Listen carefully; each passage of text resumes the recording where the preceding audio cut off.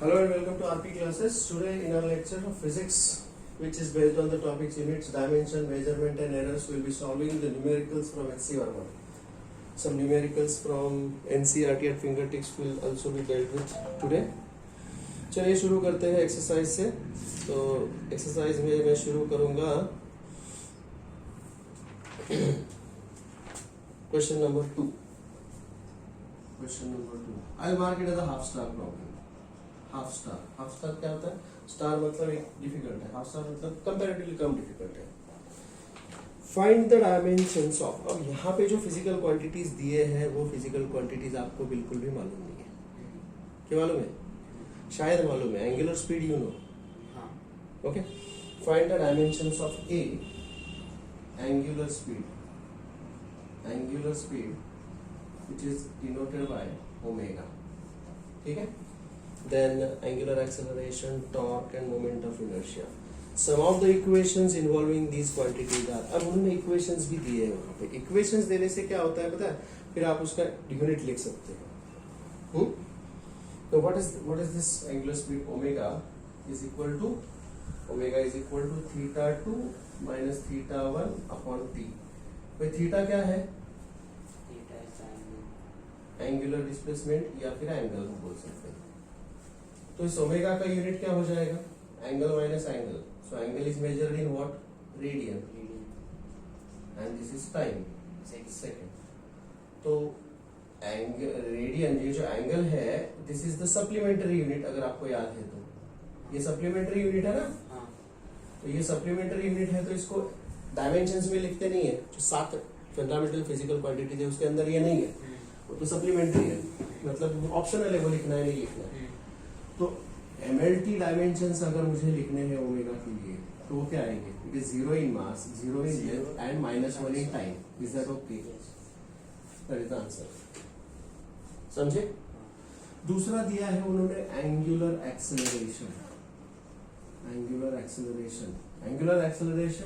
It is denoted by alpha, और alpha के लिए उन्होंने फॉर्मूला दिया है omega 2 minus omega 1 upon T. Yes और नो? और T2 माइनस T1 व्हाटएवर. मतलब these are going to be the dimensions of omega, which is m0 l0 t minus 1 upon t1. बराबर है ना? तो t1 ऊपर जाके वो भी -1 बनेगा. So what are the dimensions here? m0 l0 t minus 2. Is that okay? Next C. So आपको फॉर्मूला मालूम होता है तो उससे भी आप उसके डायमेंशंस लिख सकते हैं. अगला दिया है टॉर्क.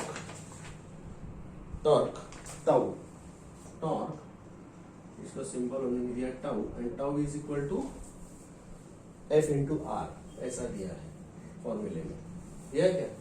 नेक्स्ट पेज पे जो फॉर्मूला दिया है तो उधर F इंटू R दिया है. What is F there? F is the force. And R is the distance. तो चलिए बताइए इसका यूनिट क्या होगा? M kg. Acceleration metre per second square and distance is metre. So what are the dimensions of torque? M L T. बताइए. It is 1 in mass, 2 in length and -2 in time. Is that okay? अगला दिया है moment of inertia. ये physical quantities आपके लिए नए हैं. Moment of inertia आगे जाने के बाद आपको ये पढ़ाई में आए नहीं जाएंगे. मोमेंट ऑफ इनर्शिया, उसके लिए क्या फॉर्मूला दिया है उन्होंने? I is equal to mr square. Simple. M is the mass. M is the mass and this is the distance. तो इसका ऐसा यूनिट क्या हो जाएगा? kg metre square. तो इसके MLT डायमेंशंस होंगे MLT. It is 1 in mass, 2 in length and 0 in the time. That's the answer. Is that okay? Any doubts about that? Screenshot please. Question number 3 देखो. वो भी इसी टाइप का है.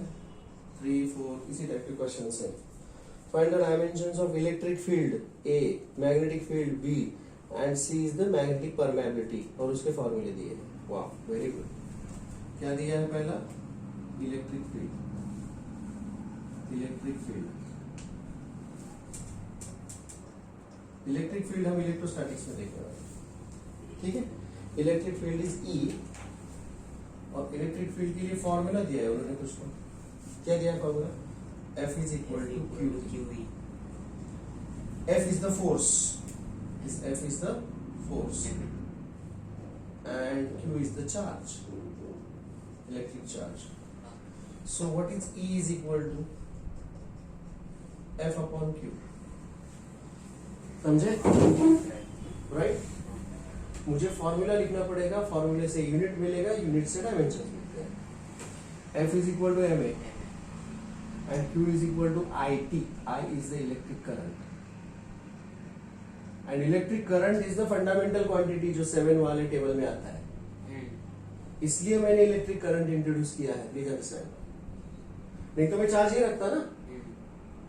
लेकिन electric current this is measured in ampere, it is the fundamental quantity. अब इसका unit लिखते हैं हम लोग। यूनिट क्या होंगे इसके, बता दो। यूनिट क्या होगा?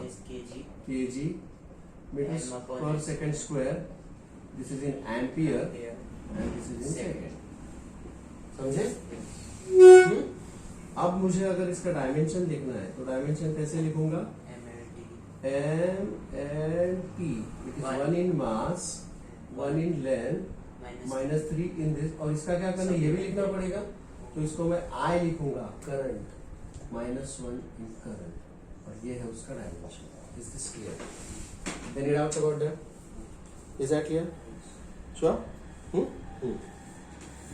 Alright. अगला B, ये थोड़ा अलग था। अगला है magnetic field B. Magnetic field B, उसके लिए उन्होंने क्या फॉर्मूला दिया है? F is equal to QVB। QVB, जहां पर Q is the electric charge, V क्या दिया है? Speed. This is the charge, this is the speed, and F is the force. तो मुझे तो B चाहिए। So what is B is equal to? B is equal to F upon QV, सही है? F is equal to MA, Q is equal to IT, and V is the velocity as it is। अब मुझे सबके, ये तो formula हो गया, पहला स्टेप हो गया। अब मुझे उसका यूनिट लिखना पड़ेगा। What are the units? बोलो, यूनिट क्या होगा? M is kg, metre per second square. आगे बोलो।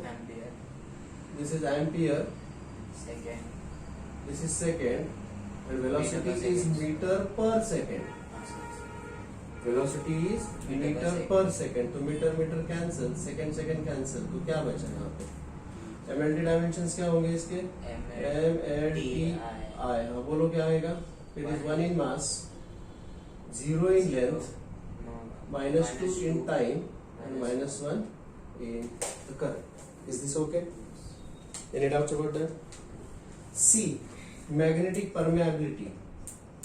magnetic permeability, समझे? magnetic permeability, it is denoted by mu, it is denoted by mu0। mu0 ये दिया है। चलिए क्या दिया है उसका formula? D is equal to mu0 I upon 2 pi A। D is equal to mu0 I upon 2 pi A। A is the distance, A is the distance। चलिए बताइए। mu0 equal to, therefore mu0 is equal to B into 2 pi A upon I। ठीक है। अब देखो यहाँ पे mu0 का अगर मुझे डायमेंशन चाहिए, उसका मैं डायमेंशन डायरेक्ट लिखना चाहता हूँ, क्योंकि देखो इसका डायमेंशन मेरे पास ऑलरेडी है, मैं डायरेक्ट रेडीमेड यूज करूंगा। 2 पाई इज अ कांस्टेंट, उसका कोई डायमेंशन नहीं होता है, बराबर है क्या? This is the distance and this is the current. तो इसके डायमेंशन में डायरेक्ट लिखूंगा, क्या होगा ये? दिस इज m1, l तो है नहीं, t-2 I-1 इनटू डिस्टेंस मतलब l1 divided by current is I। समझे? yes, तो व्हाट आर द डायमेंशंस? अब बताइए मुझे। m l t I क्या होगा? 1 m1 L1 T minus 2 I minus 2. Is this okay? Any doubts about that? Is that okay? Take the screenshot, please. Question number 4. Idea. Find the dimensions of A. Electric dipole moment. B. Magnetic dipole moment. Formula दिए. A. Electric dipole moment. ये नया physical quantity, आपको इसके बारे में कुछ भी नहीं है पता. आगे जाके हम आप इसको पढ़ने वाले हैं इलेक्ट्रोस्टैटिक्स चैप्टर में. And this is magnetic dipole moment. Magnetism में पढ़ने वाले हो आप. ठीक है. फिलहाल आपको इसके बारे में नथिंग यू नो. हाँ, लेकिन उन्होंने इसके फॉर्मूले दिया है, उसके मदद से हम कर सकते हैं. Electric dipole moment is denoted by P. और फॉर्मूला क्या दिया है P का? P is equal to Q into D. Where what is the D? D is the distance and Q is the charge. है ना? अगर ये distance है और ये charge है, so I know that Q is equal to IT into D. Yes. बराबर है? We have to express every formula in the format of the seven fundamental quantities. तो इसलिए मैंने Q को Q नहीं रखा, उसको I में convert कर दिया. Now this is what do you say? Ampere. अगर मुझे इसका यूनिट लिखना पड़े तो what is the unit of this? Ampere second meter. So what are the dimensions? मास तो है नहीं यहाँ पे, तो m0, L1, T1, I1. That's it. Is that okay? Magnetic dipole moment. Magnetic dipole moment M is equal to IA. M is equal to IA, where I is the current and A is the area. Area दिया ना, देखो वहां पे पढ़ लो. Area दिया, तो ऐसा unit क्या होगा इसका? करंट इज मेजर्ड इन, बोलो, current is measured in ampere and area is in metre square. तो उसका डायमेंशंस क्या हो जाएंगे? It is 0 in mass, 2 in length, 0 in time and 1 in the current. Right. Is that okay? Any doubts about that? ठीक है. Next.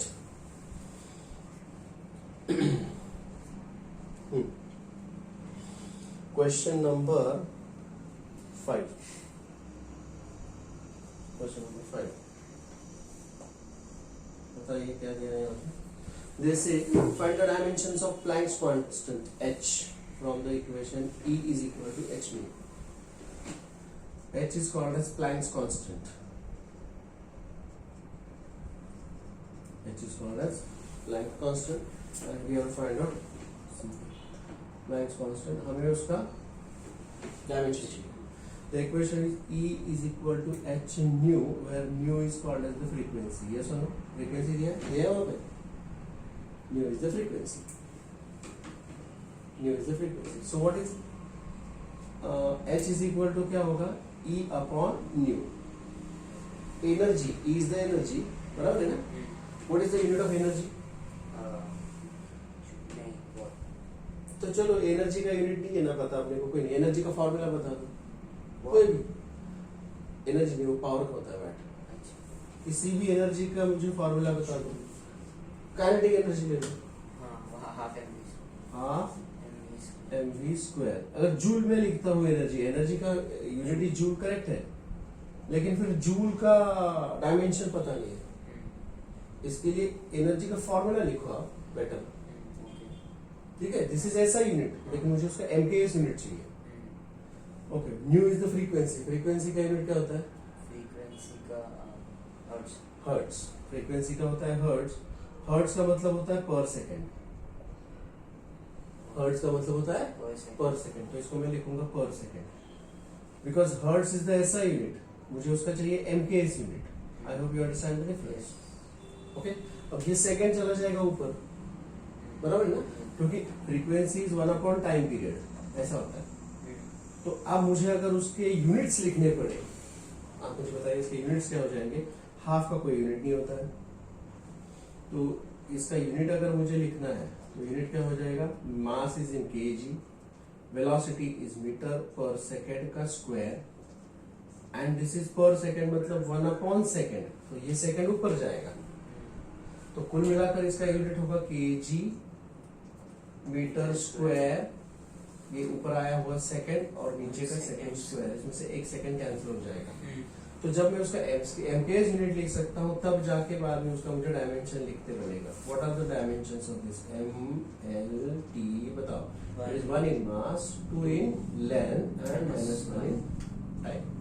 That's the SI unit of Planck's constant. Sorry, dimension of Planck's constant. Is that okay? Yes. Any doubts about that? Great. Next. Question number 6th. वो भी इसी type का है, formula दिया है और कुछ नया फिजिकल क्वांटिटी आया है, उसका आपको डायमेंशन चाहिए। Find the dimensions of specific heat capacity C. Specific heat capacity C. Formula क्या दिया है? Q is equal to mc T2 minus T1. ये फॉर्मूला आपने देखा है?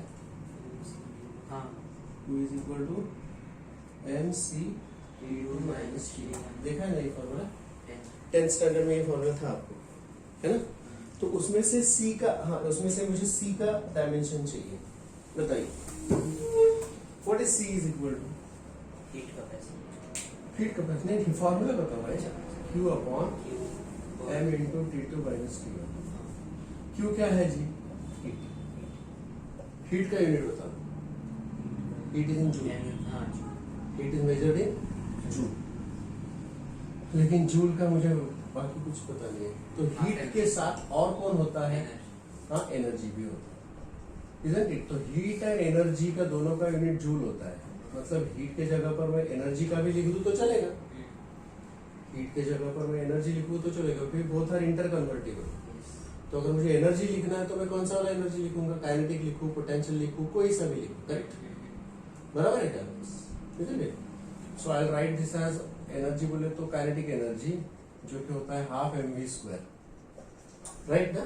तो काइनेटिक एनर्जी का यूनिट क्या होगा जी? kg metre per second square, सही है? तो जूल का मतलब ये हो गया, समझे? जूल का मतलब ये हो गया।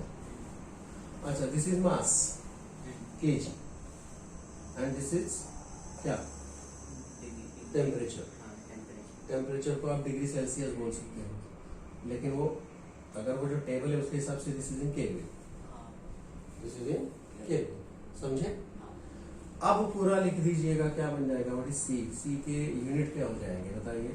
Unit of C KG metre per second. KG metre per second. Metre square upon second square divided by KG into kelvin, समझे? KG KG cancel, KG cancel. अब क्या हो गया फिर? ये बता दो, ये बन गया। तो उसका डायमेंशंस क्या हो जाएंगे बताइए? M L T K kelvin, K इसको केल्विन। तो क्या आएगा बता दो? Metre, it is 0 in mass, 2 in length, -2 in time and -1 in, this is okay? Yes. So these are the dimensions of specific heat capacity. Any doubts about that? चलिए अगला part, next. What are they talking about? Coefficient of linear expansion alpha b. Coefficient of linear expansion alpha, उसके लिए formula दिया है। आगे जाके ये हम थर्मल एक्सपेंशन में पढ़ने वाले हैं। शायद आपने थर्मल एक्सपेंशन में थोड़ा बहुत इसके बारे में पढ़ा भी होगा। LT is equal to L0 into 1 plus alpha T, T2 minus T1। बढ़िया है। मुझे यहाँ पर अल्फा चाहिए, अल्फा को एक तरफ करना है। I'll open the bracket. This will become L0 plus L0 into alpha into T2 minus T1, सही है? Yes. मुझे अल्फा चाहिए, तो ये प्लस है उधर जाके माइनस होगा, क्या बनेगा बताइए? कुल मिलाकर LT minus L0 is equal to L0 alpha T2 minus T1, सही है। Yes.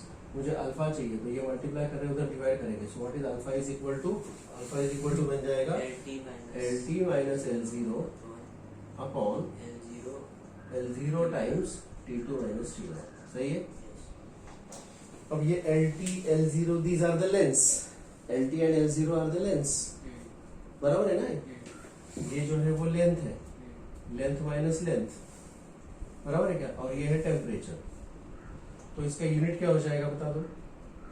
Length is in metre, this length is also in metre and this temperature is in kelvin. ये गया। So what are the dimensions, M0 L0 T0 K minus 1. That's it. Is this okay? Any doubts about that? No. C. What is that? The gas constant. ये तो आपने पढ़ा होगा, I'm sure. C. Gas constant. Gas constant. उसके लिए formula दिया है, gas constant is R. तो PV is equal to क्या दिया है? NRT. PV is equal to NRT. इस इक्वेशन को बोलते हैं कौन सा इक्वेशन? आइडियल गैस इक्वेशन, सही है ना। This was there in 8th standard में, 8 9 में था। चलो कोई बात नहीं। What is P here? Power नहीं, प्रेशर। हाँ, मैं पावर बोलूं तो पावर नहीं, मैं चेक कर रहा हूँ। So this is the pressure, V is the velocity, volume, okay. N is the number of moles and T is the time नहीं है, टेम्परेचर है। Is this okay? केमिस्ट्री में है ये, करेक्ट। मुझे R चाहिए ना भाई। So what is R is equal to PV upon NT, PV upon NT। Pressure is nothing but force upon area, force is equal to MA upon area. तो इसका unit होगा kg। Acceleration metre per second square, metre square, समझे। तो लिख लीजिएगा। चलिए, this pressure is what, इसका unit लिखना है मुझे, MPS यूनिट। तो क्या आएगा? प्रेशर इज kg, इसमें से 1 मीटर गया, तो kg upon metre second square, ठीक है। अब वॉल्यूम का बता दो, metre cube. Number of moles is mole, number, this is a pure number, इसका कोई यूनिट नहीं होगा, बराबर है क्या। इसका कोई नंबर ऑफ मोल्स, लेकिन इतने सारे मोल्स मतलब मुझे लिखना पड़ेगा। इसका यूनिट होगा मोल, सॉरी, इसका यूनिट होगा mole and T is the temperature kelvin. तो इसमें से 1 मीटर चला गया तो 2 मीटर रह गए। अब उसका डायमेंशन बता दो, क्या हो गया उसका डायमेंशन, बोलो। MLTK बताइए। It is 1 in mass, 2 in length, -2 in time, -1 in kelvin and -1 in mole also, समझे। Is that okay? So M1 L2 T-2 K-1 mole -1। ये अभी तक का हमने देखा हुआ सबसे बड़ा डायमेंशन है, लेंदी वाला, बराबर है क्या। चलिए स्क्रीनशॉट ले लीजिए प्लीज। सो HCF वर्मा के चैप्टर 1 में से ये वाला एक्सरसाइज की क्वेश्चन सॉल्व करो। अगले बार क्वेश्चन नंबर 8 की देखते हैं। 8, suppose the acceleration due to gravity at a place is 10 meter per second square, G। 9.8 नहीं दिया है, कितना दिया है? 10 मीटर पर सेकेंड स्क्वायर। उन्होंने क्या बोला है? Find its value in centimetre per minute square. I want to get its value in centimetre per minute square. मतलब ये CGS भी नहीं है, क्योंकि CGS में सेकंड टू सेकंड ही रहता है, लेकिन मुझे सेकंड को भी कन्वर्ट करना पड़ेगा मिनट के अंदर। बढ़िया है। चलिए देखते हैं कैसे करना है इसको। G इज इक्वल टू, चलो 10। मुझे बताइए कि 1 मीटर के कितने सेंटीमीटर होते हैं, बिकॉज दिस इज 1 मीटर। तो दिस इज इनटू 100 सेंटीमीटर, सही है। Yes. और 1 मिनट के 60 second, So divide by 6. Correct, 1 minute is equal to 60 second, तो 1 सेकेंड के 1/60, तो यहाँ पर मुझे ये जो सेकेंड है मुझे क्या करना पड़ेगा, 1/60 वो होगा ऊपर मिनट जाके. स्क्वायर, सही है। तो इसका मतलब ये ऊपर चला जाएगा। Yes. तो अब क्या बन जाएगा, देखिए दिस इज 10 रेज़ टू 1 2 3 इनटू ये 3600 ऊपर जाएगा, 3600 and this will become centimetre per minute square. I hope this is clear. Yes. तो कुल मिलाकर क्या हो जाएगा, देखो this is g is equal to 3.6 into 10 raise to 3 2 3 6 centimetre per minute square. Is that okay? This is the value of g in centimeter per minute square. Any doubts about that? Okay. Next. Question number 10. Question number 10. क्या दिया है यहाँ पे?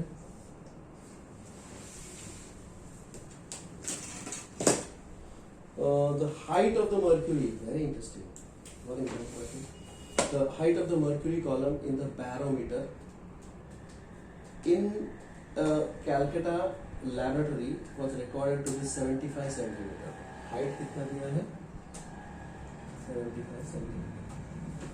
Okay. Calculate this pressure in SI and CGS units. Pressure चाहिए इसमें SI में और CGS units में, ठीक है। Using the following data, specific gravity of mercury, specific gravity is equal to 13.6. Density of water rho is 10 raised to 3 kg per meter cube. G 9.8 meter per second square.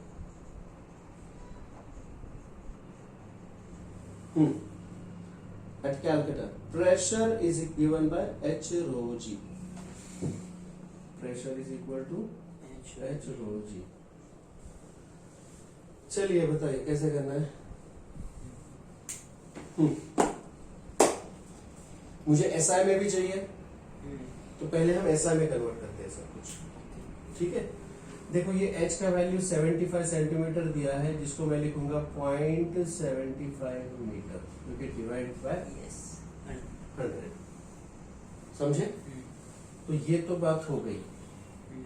G मेरे पास already SI में पता है, अब रह जाता है density.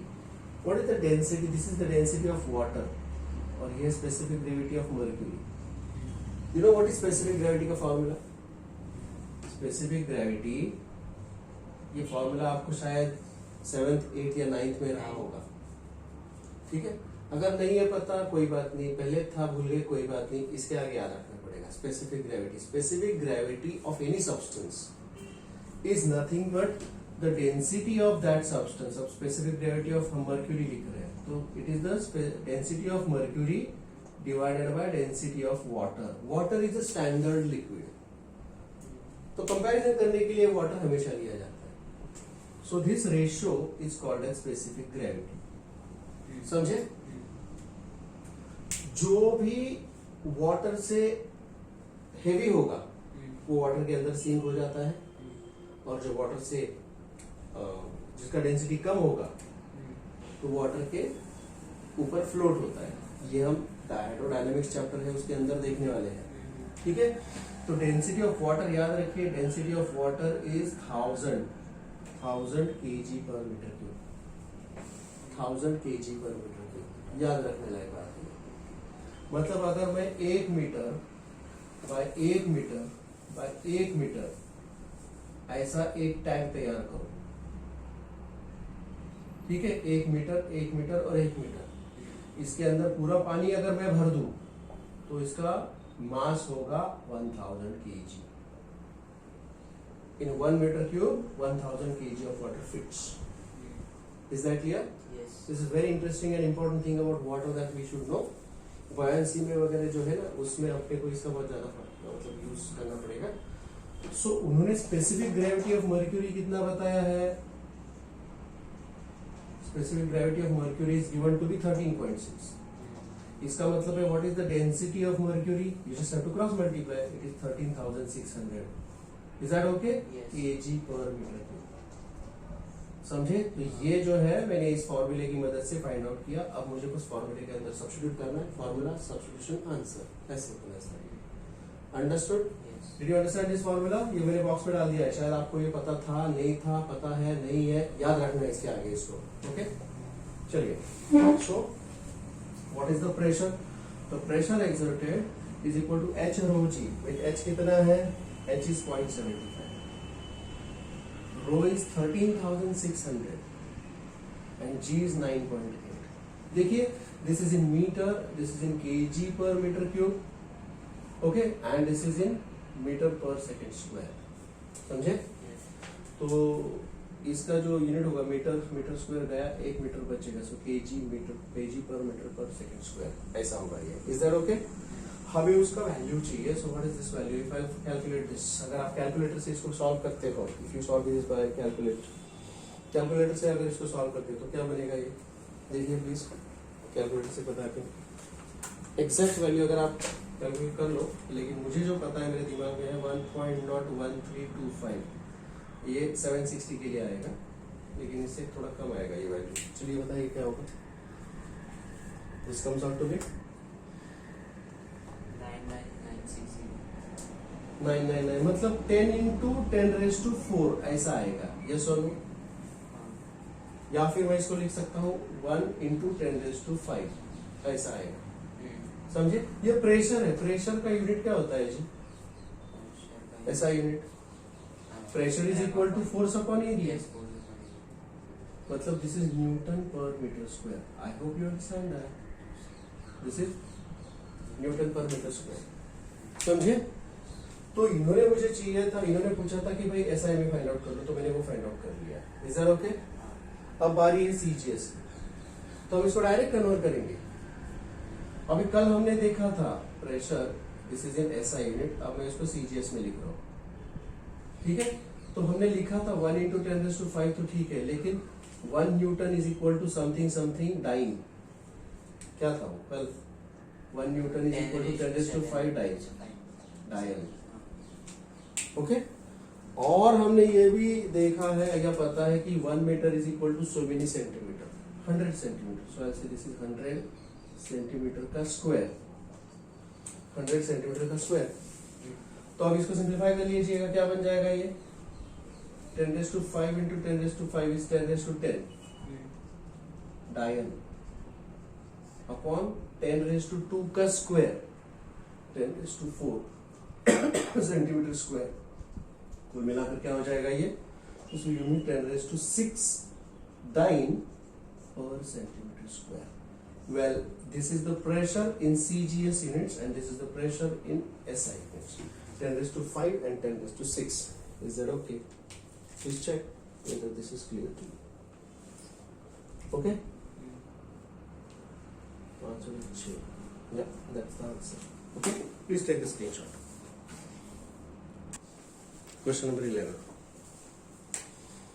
Express the power of 100 watt bulb in CGS unit. एकदम छोटा, small and cheap problem. Power of 100 watt bulb. 100 watt का बल्ब होता है ना, उसको उन्होंने बोला है CGS में कन्वर्ट करो। फॉर्मूला पता होना जरूरी है। We should know what is power. Power is rate of doing work. Energy upon time. Correct. Energy बोलो GH upon time. या वर्क भी बोल सकते हो, वर्क अपॉन टाइम, है ना? And W is equal to FS upon time, या तो फिर आप इसको mgh अपॉन टाइम भी बोल सकते हो। वेरी करेक्ट, सही है ना? आप इसको ऐसा बोलो वैसा बोलो, कोई बात नहीं। एनर्जी को पोटेंशियल एनर्जी, काइनेटिक एनर्जी, जो भी एनर्जी लेनी है लेंगे। अब यूनिट लिखिए इसका, क्योंकि पावर जो होता है, पावर का एसआई यूनिट हम जूल, पावर का एसआई यूनिट हम वैट लिखते हैं, लेकिन उसका एमकेएस यूनिट क्या होगा? उसका एमकेएस यूनिट होगा 1 watt is nothing but kg g, gravitational acceleration metre per second square, height metre, and this is time. तो इतना सब होता है, मतलब 1 watt is actually equal to क्या होता है ये, मतलब दिस इज 100 वैट, वैट मतलब kg metre square upon second cube. ये है एसआई में या एमकेएस में, हाँ। मुझे उसको सीजीएस में कन्वर्ट करना है, तो कैसे करेंगे? This is equal to 100 will be as it is, kg is 1 kg is 1000 gram and 1 metre is equal to 100 centimetre, लेकिन उसका तो स्क्वायर है, कर नहीं दीजिएगा, और सीजीएस में सेकंड तो सेकंड ही रहेगा, सही है? सही है? हाँ। क्या बन जाएगा? That is equal to, this is 10 to the power 2 plus 3 and 2 to the 4 plus 4 बराबर है? तो कुल मिलाकर होगा ये, this is gram centimetre square upon second cube, समझे? So this will become 100 into 10 raised to 7, क्या आएगा ये? Gram centimetre square second cube.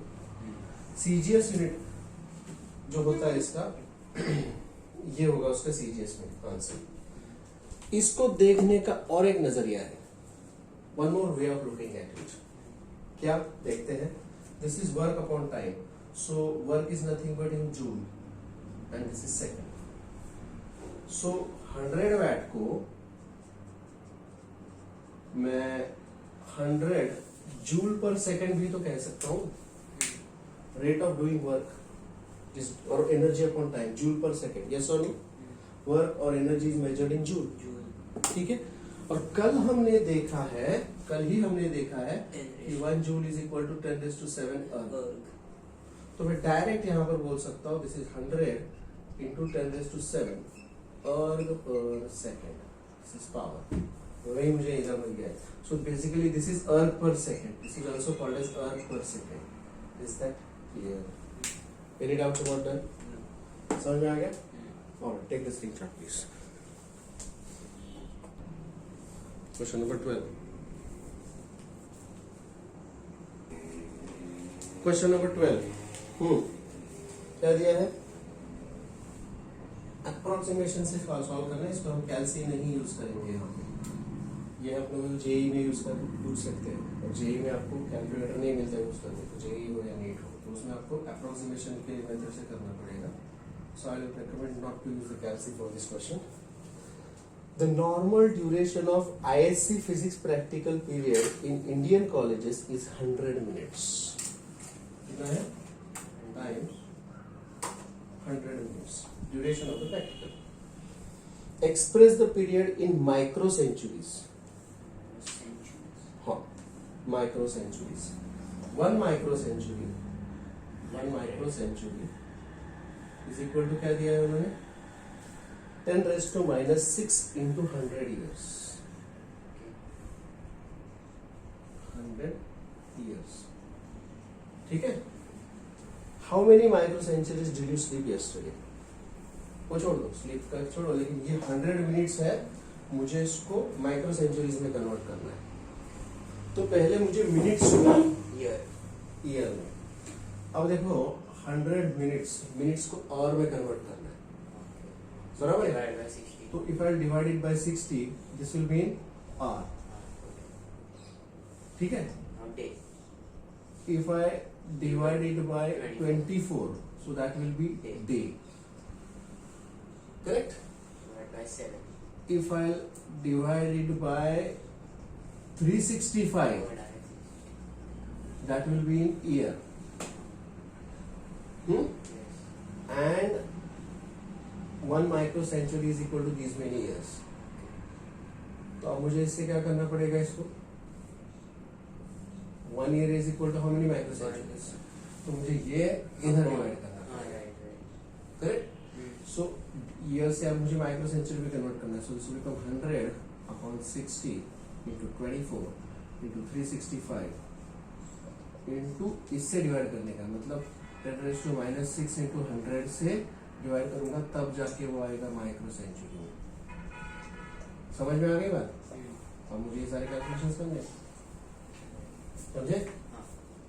100 100 cancel, 10⁻⁻6 ऊपर जाएगा तो क्या बनेगा ये?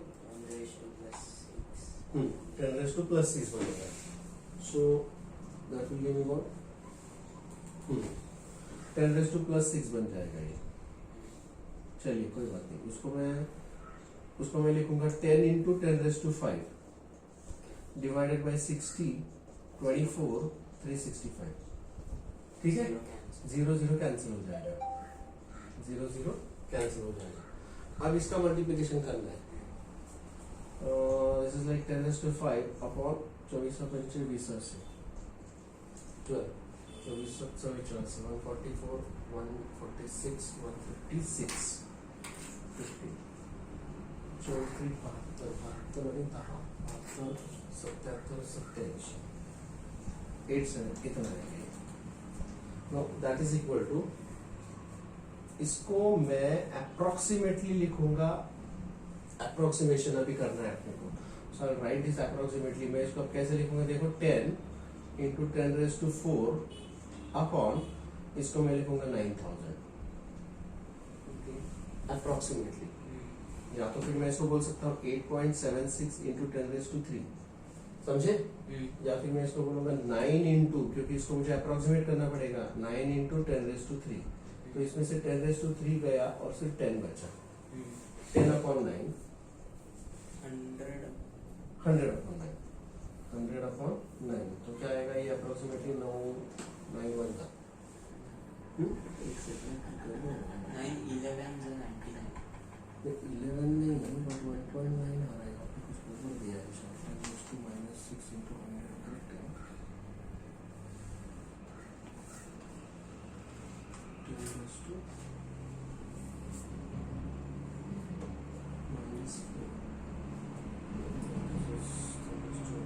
365 and 460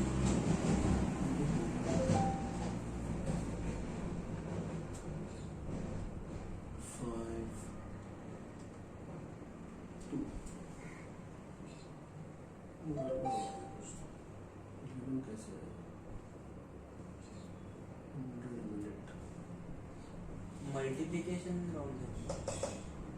मल्टीप्लिकेशन 6 इंटू 24 इंटू 360।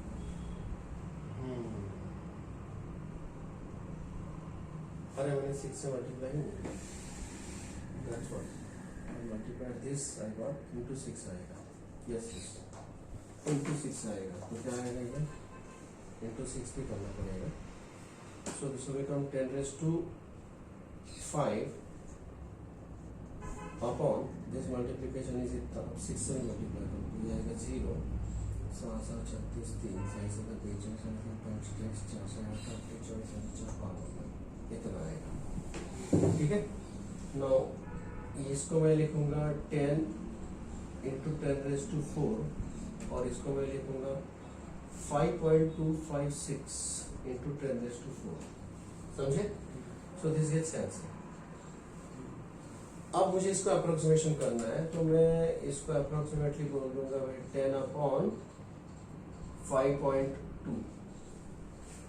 इसको ऐसे अप्रोक्सीमेट करेंगे 5.2। सो this will be like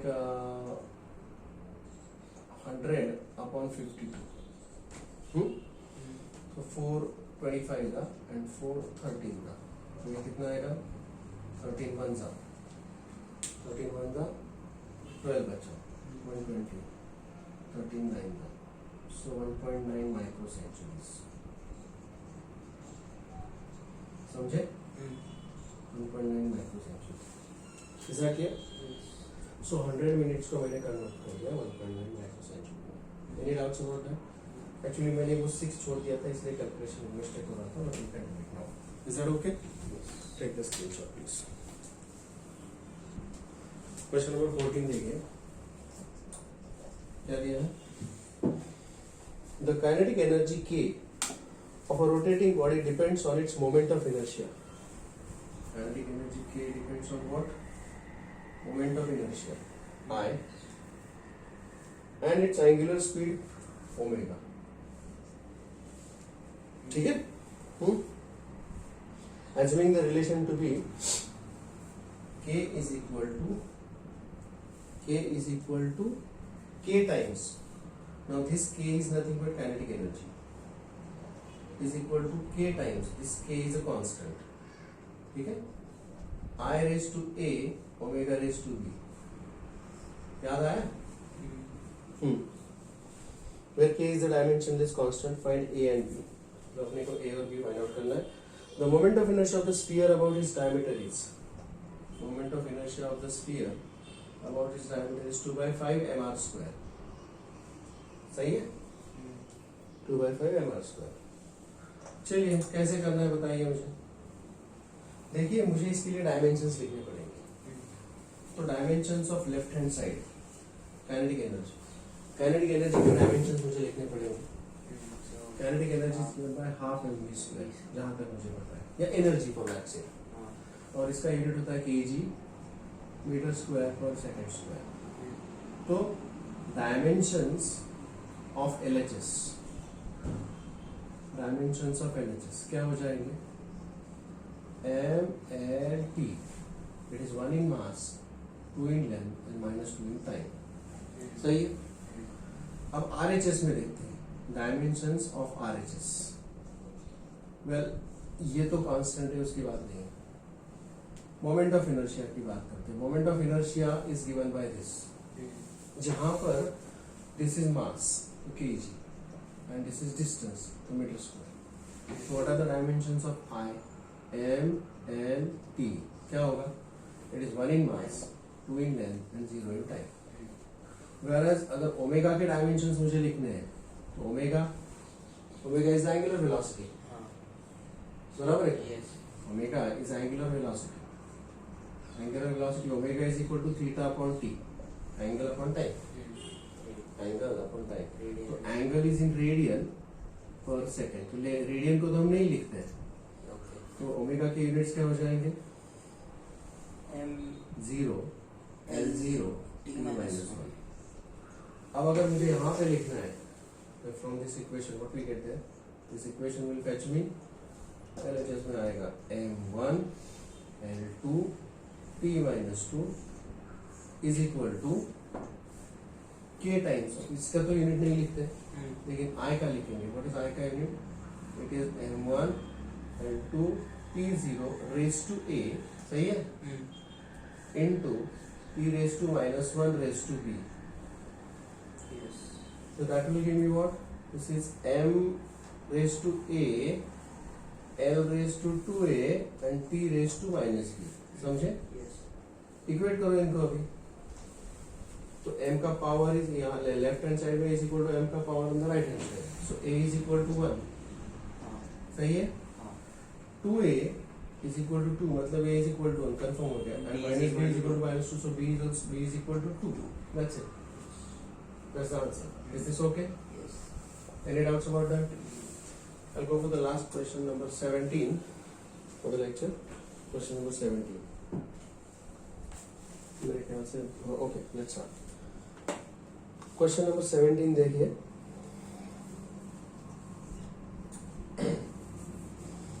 The frequency of vibration of the string depends upon. Frequency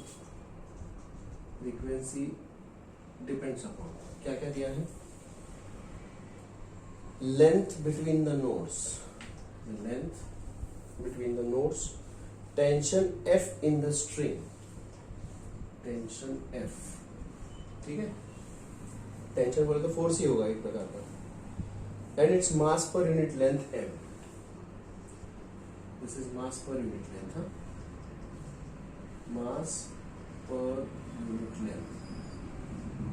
चलिए ठीक है. तो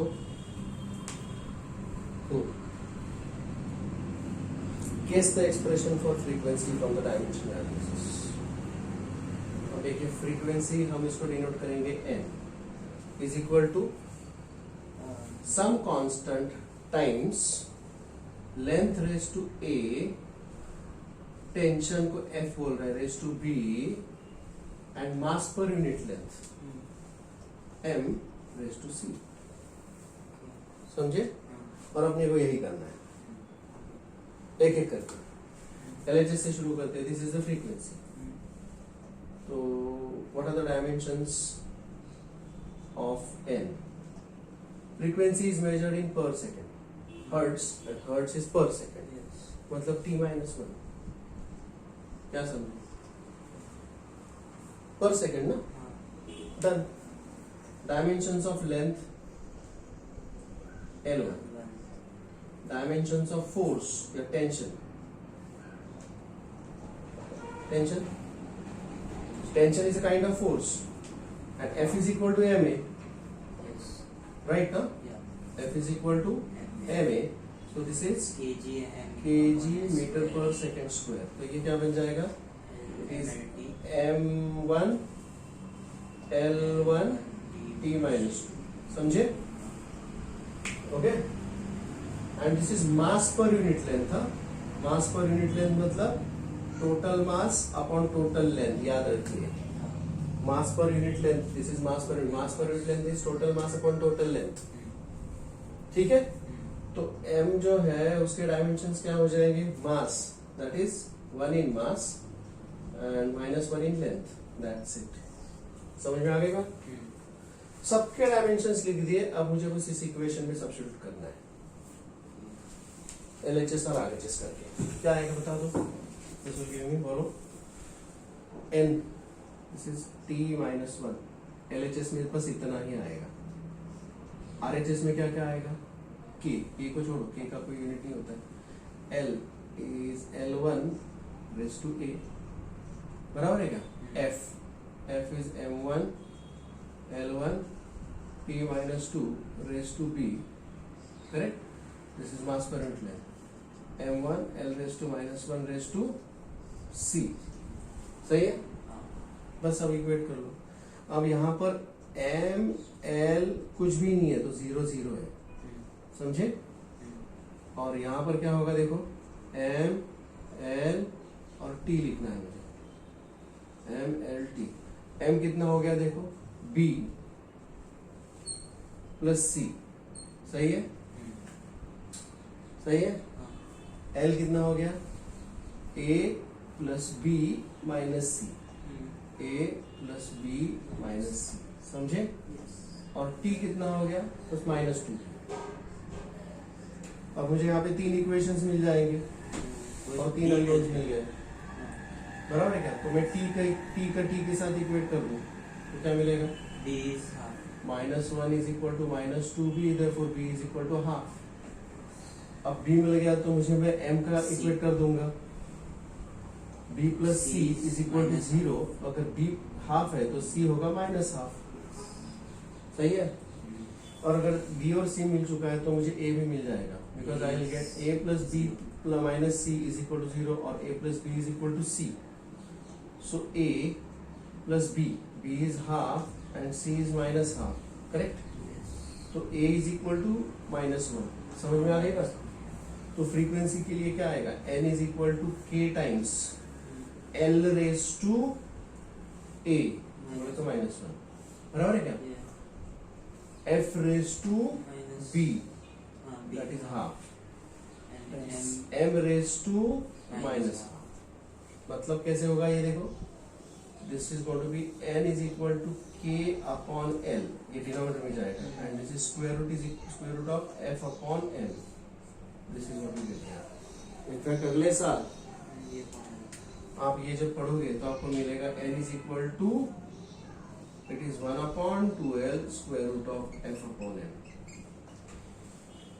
तो बाकी सब आएगा, सिर्फ K का वैल्यू जो यहाँ पर हाफ है वो अपने को इससे नहीं मिलता. This is the drawback of mathematical analysis. You can't say anything, you can't predict about the constants. Is this okay? Well, that's it for the today's lecture. HC Verma के डिफिकल्ट लेवल क्वेश्चंस हो चुके हैं, तो stop here today. और कल हम NCERT eight finger tips MTG से solve करेंगे. Okay, stop here.